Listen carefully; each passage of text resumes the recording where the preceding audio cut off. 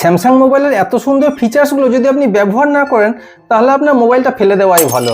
আর এই ফিচার্সগুলো আপনি দেখলে ভাববেন আর আফসোস করবেন যে আরে এত সুন্দর ফিচার্সগুলো আমি এতদিন ইউজ করিনি। আচ্ছা ঠিক আছে, আর অত আফসোস করার দরকার নেই। আমি সেই সব সেটিংসগুলো দেখিয়ে দিচ্ছি, আপনারা সুন্দরভাবে আপনাদের মোবাইলেও সেই সেটিংসগুলো করে নিন।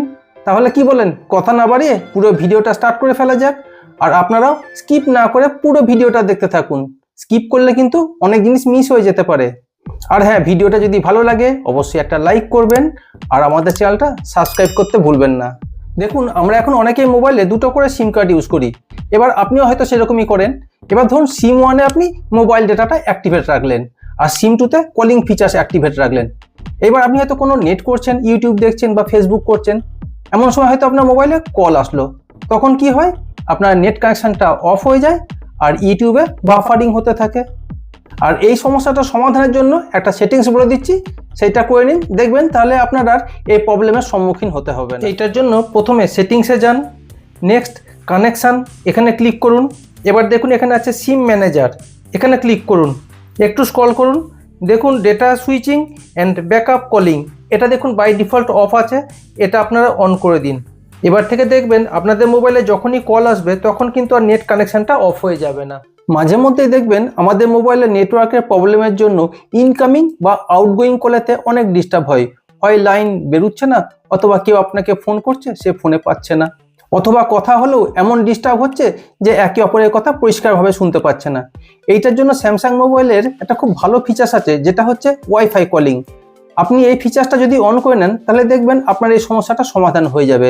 আপনার যদি নেটওয়ার্কের প্রবলেমও থাকে, আপনি এই ফিচার্সটার মাধ্যমে খুব ক্লিয়ারভাবে একে অপরের সঙ্গে সুন্দরভাবে কথাবার্তা বলতে পারবেন।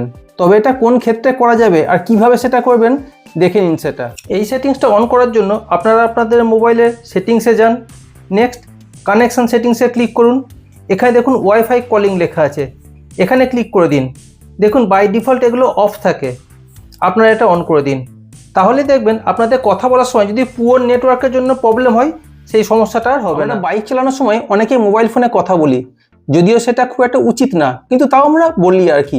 তো সেক্ষেত্রে দেখবেন আমরা বিভিন্ন ইয়ারবাডস ইউজ করি।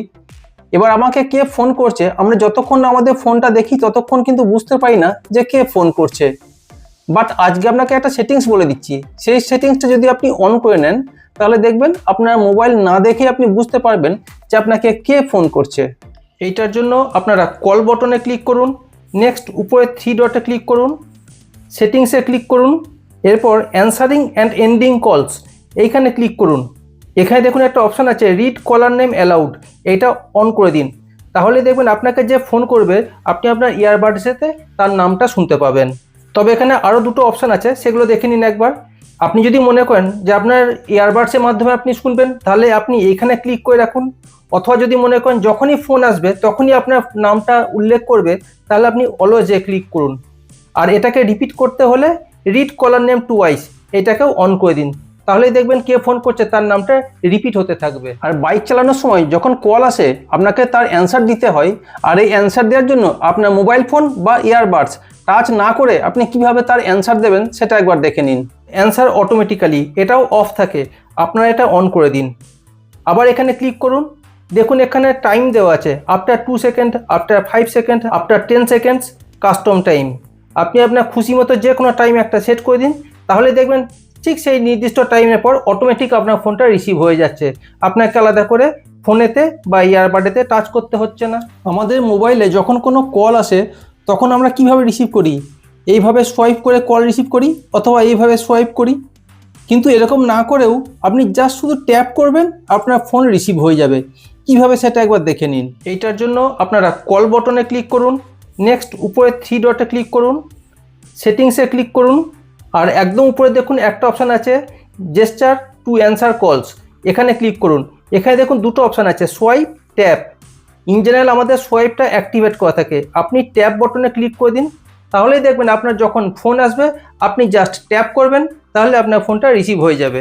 আজকাল বিভিন্ন প্রয়োজনে আমাদেরকে ফোন নাম্বার শেয়ার করতে হয়, সেই জন্য আমরা কি করি, নাম্বারের উপর ক্লিক করি, এরপর ডিটেলসে গিয়ে এখানে লং ট্যাপ করে ফোন নাম্বারটা কপি করে নিই। কিন্তু এবার আপনি যে ফোন নাম্বারটা শেয়ার করবেন সেখানে লং ট্যাপ করে রাখুন, তাহলে দেখবেন নিচের দিকে একটা অপশন দেখতে পাবেন কপি ফোন নাম্বার। এইভাবে কপি করে নিন। এবার আপনি হোয়াটসঅ্যাপ বা SMS এর মাধ্যমে নাম্বারটা শেয়ার করে দিন।